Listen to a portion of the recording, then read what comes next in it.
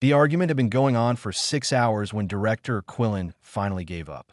He was a Maori, tall and thin with skin like blue glass. His people were known for patience. But even he could not argue with the Galactic Council forever. They wanted humans on his research station. They wanted humans to observe the Variety translation project. And no matter how many times he explained why this was a terrible idea, they refused to listen. They are primitives, he said for the 100th time. Their species has been in space for less than 2 centuries. What can they possibly contribute to a project that has occupied our finest minds for 800 cycles? The council representative, a heavy creature covered in gray fur, simply shrugged. They asked to observe. Refusing would be a diplomatic problem. Let them look. They will see how real scholars work, and they will leave impressed. So Quillen agreed. What choice did he have? 3 days later, the human ship arrived at the research station above the water world of Pellucid. Quillen watched it dock with a mixture of curiosity and dread. He had seen humans before, but only in recordings. They were small, soft, and disturbingly fragile. Their bones broke easily. Their skin tore at the slightest pressure. They needed to eat constantly and sleep for a third of every day. How such creatures had survived their deadly planet remained a mystery. The airlock opened, and 4 humans walked out. Their leader was a woman with dark skin and short gray hair. She wore simple clothes and carried a bag over her shoulder. Her name, according to the documents, was Dr. Amara Osei. Director Quillen, she said, extending her hand. Thank you for having us. He stared at the hand, unsure what to do with it. Humans and their strange, touching rituals. He gave a small bow instead. You are welcome to observe our work. I must warn you, however, that the Variety Language Project is extremely complex. Our scholars have been working on it for 847 cycles, and we have made significant progress. How much have you translated? One of the other humans asked. He was young, with messy hair and eager eyes. Quillen straightened with pride. We have successfully decoded approximately 3.7% of the language. The humans looked at each other. Their faces did something strange, muscles twitching in ways that Quillen could not read. Were they impressed? Confused? It was impossible to tell. That is excellent work, Dr. Osei said smoothly. We would love to see your methodology. Quillen led them through the station to the main research hall. It was a vast room filled with floating displays and humming computers. Dozens of scholars from a dozen species worked at various stations, analyzing variety recordings, comparing grammatical structures, building theoretical frameworks. The variety communicate on 17 simultaneous layers of meaning, Quillen explained. Each sound carries multiple purposes. A single phrase can be a greeting, a warning, a joke, and a philosophical statement all at once. Our approach is systematic. We isolate each layer, analyze its components, and gradually build a complete understanding. Dr. Osei nodded politely. Then she asked a strange question. What do the variety eat? Quillen blinked. I am sorry. Their diet. What do they eat? Do they hunt? Do they gather? Do they farm? I do not see how that is relevant to linguistic analysis. What about their children? Another human asked. How do they raise them? Do they stay with their parents? Or do they go to community groups? Do they have music? The third human added. Songs? Poetry? Quillen felt his patience cracking like ice in warm water. These are not linguistic questions. We are scholars, not anthropologists. Dr. Osei smiled. It was a small smile, but something about it made Quillen uncomfortable. Of course. I apologize. May we access the raw recordings? The original, untranslated material? The raw recordings are useless without our framework, Quillen said. They are simply noise. We would still like to hear them. For educational purposes. Quillen waved a hand dismissively. Fine. Brightwing will provide you with whatever you need. He gestured to a young featherfolk standing nearby. She was small and covered in golden feathers, with large dark eyes that watched everything with suspicion. Keep them contained, he told her quietly, and keep them out of the way of real work. Brightwing nodded and led the humans away. That night, Quillen worked late in his office, reviewing translation attempts. The variety were maddening. Every time the scholars thought they understood a pattern, it shifted. Every rule had exceptions, and every exception had exceptions of its own. His communicator buzzed. It was Brightwing. Director, I must report something unusual. What is it? The humans. They're not sleeping. They are in their quarters, listening to the raw recordings. And they are laughing, Director. They have been laughing for 3 hours. Quillen set down his work. Laughing? At the recordings that his finest scholars had struggled with for centuries? Either the humans had gone completely mad, or something was happening that he did not understand. He was not sure which possibility frightened him more. Brightwing had never seen anything like it. The human quarters looked like a disaster zone. Papers covered every surface. Strange drawings hung from the walls, connected by colored strings. The humans themselves sat on the floor in a circle, talking over each other in rapid bursts of their native language, while the variety recordings played on repeat. She reported everything to Director Quillen, who dismissed her concerns with a wave of his crystalline hand. Let them play, he said. They will tire themselves out and realize they are wasting time. But the humans did not tire. By morning, they had covered an entire wall with handwritten notes and symbols that made no sense to Brightwing. She watched from the doorway, fascinated despite herself. "What are you doing?" she finally asked. Dr. Osei looked up with tired but excited eyes. "We are looking for jokes." "Jokes? Humor. Comedy. Things that make people laugh." Brightwing tilted her head. "I do not understand. You are here to study language. What do jokes have to do with translation?" One of the other humans, the young man with messy hair, stood up and stretched. His name was Daniel. "Jokes are shortcuts," he explained. "When something is funny, it is because it breaks an expectation. If we can find what the variety think is funny, we can learn what they expect. And if we know what they expect, we know how they think." This made no sense to Brightwing. Language was structure. Grammar. Rules. What did expectations have to do with it? "Your scholars have been treating variety speech like mathematics," Dr. Osei said gently. "They analyze each statement in isolation. They break it into pieces and study the pieces. But that destroys the meaning. How can breaking something into pieces destroy meaning? That is how analysis works." Dr. Osei smiled. "Let me give you an example. In my language, if someone says the sky is blue, that is a simple statement. But if someone says it right after their friend complained about rain, it becomes sarcasm. The words are the same. The meaning is completely different. Context changes everything." Brightwing considered this. "And you believe variety works the same way?" "We believe variety works even more that way. Their language is like music. Each note only makes sense because of the notes that came before and after. Your scholars have been studying individual notes and wondering why they cannot hear the melody." Later that day, Director Quillen called a meeting. He had heard rumors about the human activities and wanted to address them directly. "Dr. Osei," he said coldly, "I understand you have been critical of our methodology." "Not critical," she replied, "just curious about alternatives. Our methodology has been developed over centuries by the greatest minds in the galaxy. Do you truly believe your primitive species can improve upon it?" The room fell silent. Other scholars watched with various expressions. Some looked amused. Others looked annoyed. A few looked genuinely curious. Dr. Osei did not seem offended. "May I show you something, Director?" She pulled out a small device and played a recording. It was a variety sound, a complex series of tones and clicks that had been marked as untranslatable in the scholarly archives. "This recording has been in your database for 300 cycles," Dr. Osei said. "Your scholars labeled it as corrupted data, meaningless noise. And you believe otherwise?" "I know otherwise. This is a variety proverb. It translates, roughly, to, 'The river does not explain itself to the stone it flows around.'" Quillen's blue skin flickered, a sign of surprise. "That is impossible. We have spent decades analyzing that recording." "You analyzed the sounds. You did not listen to the silence between them. You did not notice that the rhythm matches a recording from 2 days earlier, which was a response to a recording from a week before that. The variety were having a conversation that stretched across days."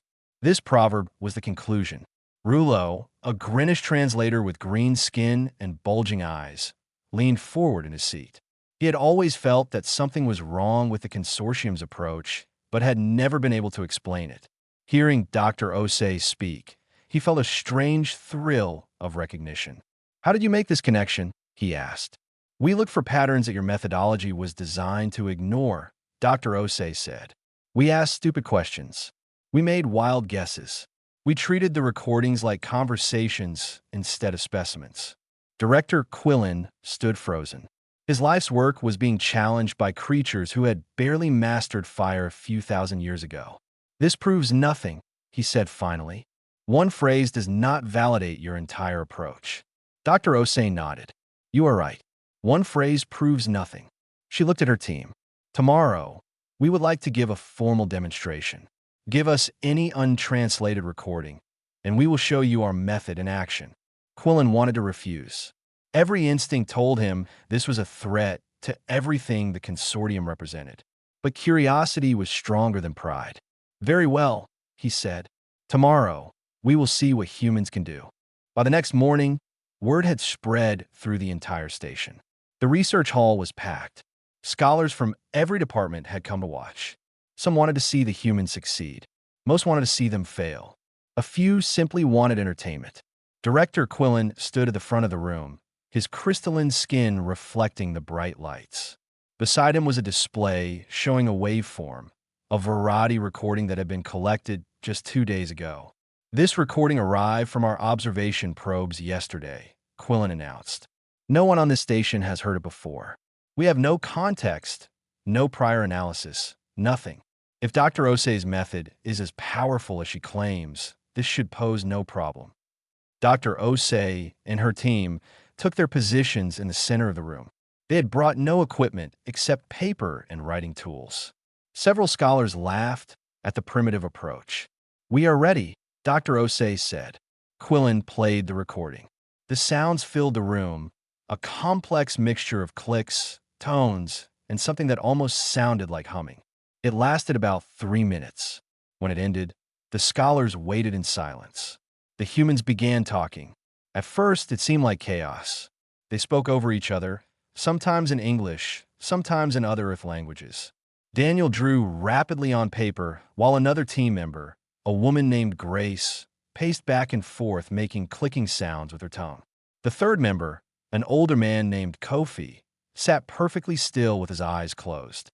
"What are they doing?" Brightwing whispered to Rulo. "I have no idea," the Greenwich translator admitted. But he was watching closely, his large eyes unblinking. After about 10 minutes, the humans stopped talking. They gathered around Daniel's paper, pointing and nodding.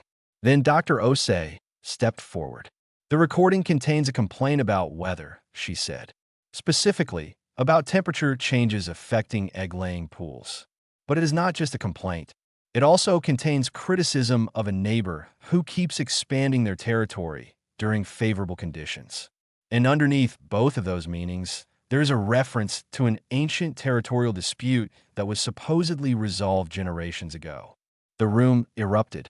"Impossible, à scolar chuted." "How could you know that?" another demanded. Director Quillen raised his hand for silence. "Explain your reasoning." Dr. Osei pointed to the waveform display. "The rhythm of the complaint matches a formal grievance structure that appears in other recordings. We recognized the pattern, but certain sounds were slightly off, almost like the speaker was being sarcastic. That told us there was a secondary meaning. And the territorial dispute?" Quillen pressed. "There is a specific tonal combination that appears in 3 other recordings, all of which reference ancient history. The speaker used this combination while complaining about the neighbor. It was subtle, but it was there. They were saying, this is not a new problem. This has been happening for generations. Everyone knows who is really at fault." Quillen turned to his senior scholars. "Is this possible? Can anyone verify these claims?" An older scholar, a Mellori like Quillen, stepped forward. She had been working on variety recordings for over 200 cycles. "The formal grievance structure Dr. Osei mentioned, I believe I have seen it before. But we never identified it as a pattern because it only appears in certain types of recordings." "Which types?" "Recordings involving social conflicts. We classified them as anomalies. Dr. Osei nodded. You saw the pattern, but did not recognize its purpose. That is natural. Your methodology was designed to find universal rules. But language is not universal. It changes based on context, relationship, and emotional state. Rulo could not contain himself any longer. How do humans do this? How can you hear so many meanings at once? Dr. Osei turned to face the assembled scholars. Humans evolved as social predators. We needed to cooperate to survive, but we also competed with each other for resources. This created a problem. We had to communicate honestly with allies while hiding our intentions from rivals. Sometimes those allies and rivals were the same people. So you developed deception, Quillen said, his voice cold. We developed layers. Every human child learns to hear what is said, what is meant, what is implied, and what is hidden. We do this without thinking. It is as natural as breathing. Grace stepped forward. When someone on Earth says that dress looks nice, we instantly analyze their tone, their facial expression, their relationship to the speaker, and a dozen other factors to determine if they actually mean it. We hold multiple possible interpretations in our minds simultaneously until we have enough evidence to choose one. Your scholars are brilliant, Dr. Osei added, but they were trained to find single correct answers. They assumed that each statement has one meaning. Variety language does not work that way. Neither does human language, if you look closely enough. Director Quillen stood in silence.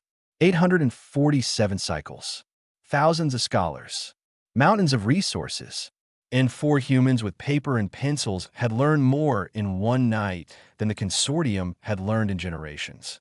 How? He finally whispered. How do you bear it? Holding so many contradictory meanings in your mind at once. Dr. Osei smiled, and for a moment, she looked very tired. We do it constantly, Director. Every day, in every conversation. We call it being polite. 3 days after the demonstration, the station was in chaos. Some scholars celebrated.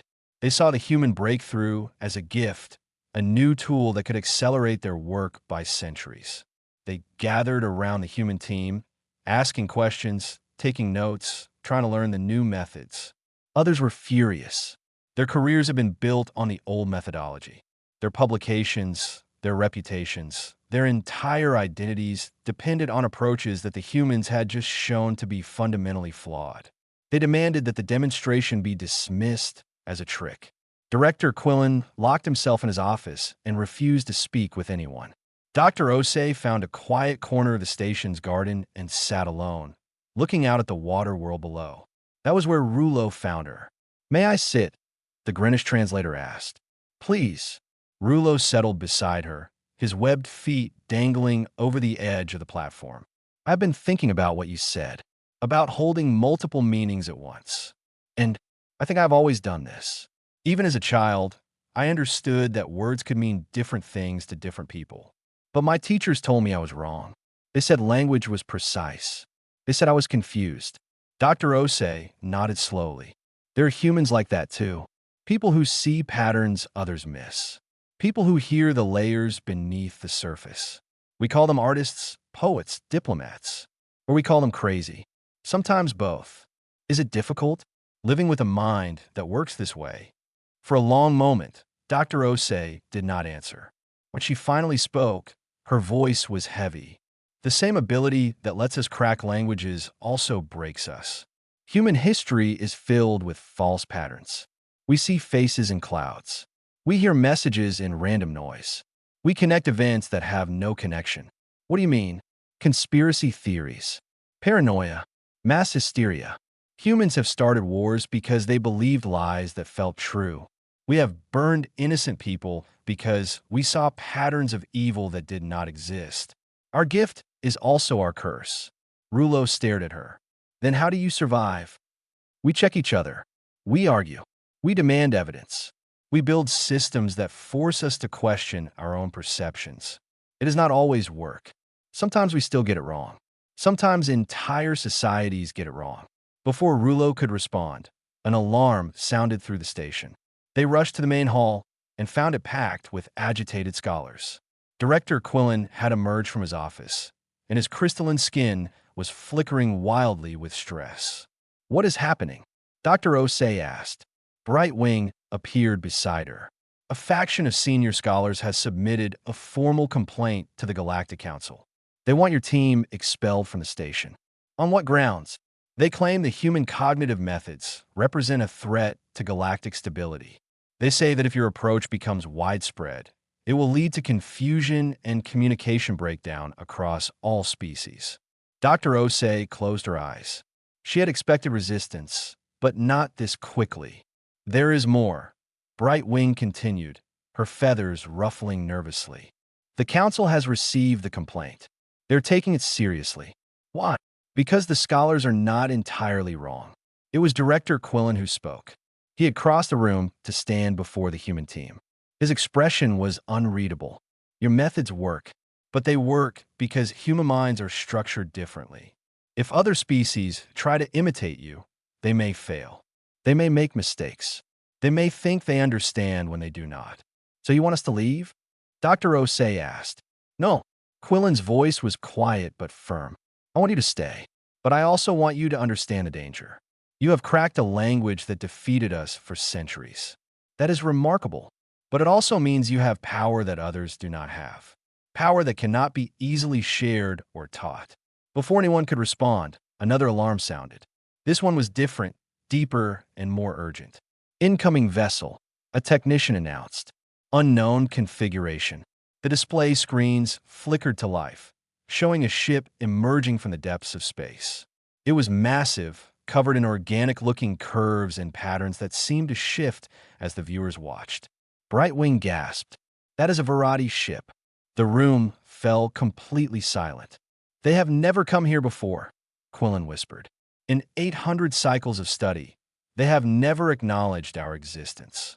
The communication system crackled, and a voice emerged. It was Verati, complex and layered, speaking in patterns that most of the room could not follow. But Dr. Osei could. "They want to speak with us," she translated. "The humans specifically. They say they have been waiting to meet someone who actually listens." The Verati elder moved like water through air. Their body was long and flexible, covered in scales that changed color with each movement. Multiple limbs folded and unfolded in patterns that seemed random but felt deliberate. Their face, if it could be called a face, had no fixed expression. Every scholar on the station had gathered to watch. They stood in perfect silence as the elder glided through the docking bay, past Director Quillen, past the senior scholars, past all the beings who had dedicated their lives to studying Verati culture. The elder stopped directly in front of Dr. Osei. For a long moment, nothing happened. Then the elder spoke. The sounds that emerged were unlike anything in the recordings. They were fuller, richer, more alive. Layers folded over layers, meanings wrapped inside meanings. Most of the scholars heard only noise. Dr. Osei heard a greeting. "You hear us," she translated slowly. "You actually hear us." The elder's scales rippled in what might have been approval. They spoke again, and this time Dr. Osei responded. Not in English, not in any human language, but in a combination of sounds and gestures that she improvised on the spot. Daniel and Grace moved to support her, adding their own contributions, filling gaps where her understanding faltered. Kofi watched the elder's body language, noting patterns and whispering observations. The conversation lasted for nearly an hour. The scholars watched in stunned silence. Occasionally, Brightwing would gasp as she recognized a fragment of meaning. Rulo wept openly, overwhelmed by the beauty of communication he had never imagined possible. When it finally ended, Dr. Osei turned to face the assembly. She looked exhausted but radiant. "The elder has explained why the Verati stopped communicating with the galaxy," she said. "They did not stop by choice. They stopped because no one could understand them. We have been trying to understand them for centuries," Quillen protested. "You have been trying to decode them. That is not the same thing." The Verati assumed that their messages were being received and ignored. They thought the galaxy considered them unworthy of response. So they withdrew. The elder spoke again, and Dr. Osei continued translating.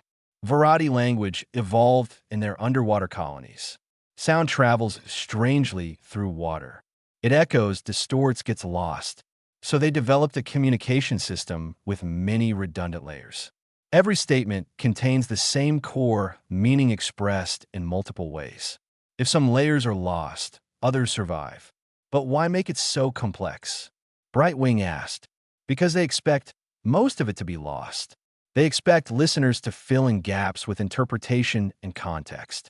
When you analyze their language by isolating each component, you stripped away exactly what made it work. You were looking for precision in a system designed for flexibility. The elder moved closer to Dr. Osei and spoke directly to her. The translation was strange. You speak as we do. Hidden truths inside visible words. Criticism wrapped in praise. Warnings disguised as jokes. How did your species develop this? Dr. Osei thought carefully before responding. Humans often needed to communicate dangerous truths while enemies were listening. A slave might need to warn another slave while their owner watched. A peasant might need to mock a king while appearing to flatter him. We learned to hide meaning inside meaning, just as you do. Your world made you this way. Our world, our history, our need to survive together while competing against each other. We are not kind creatures by nature, but we learned to speak kindly even when we did not feel kind. Sometimes the speaking changed the feeling. Sometimes it did not, but the skill remained. The elder was silent for a long time.